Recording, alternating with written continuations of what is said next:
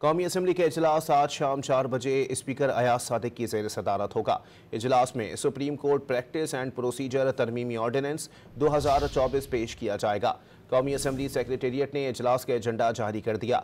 इजलास में Supreme Court practice and procedure तरमीमी ऑर्डिनेंस 2024 के अलावा 2 तवज्जो दिलाओ नोटिस भी पेश किए जाएंगे।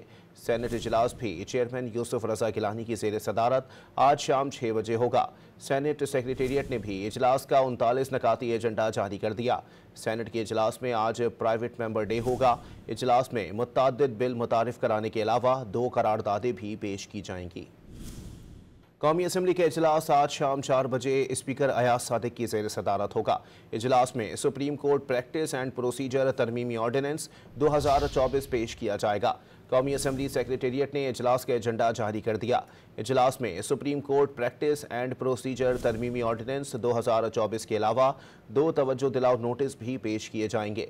सेनेट इजलास भी चेयरमैन यूसुफ रजा गिलानी की ज़ेर सदारत आज शाम 6 बजे होगा। सेनेट सेक्रेटेरिएट ने भी इजलास का 39 नकाती एजेंडा जारी कर दिया। सेनेट के इजलास में आज प्राइवेट मेंबर डे होगा। इजलास में मुतअद्दिद बिल मुतारिफ कराने के अलावा 2 करारदादें भी पेश की जाएंगी।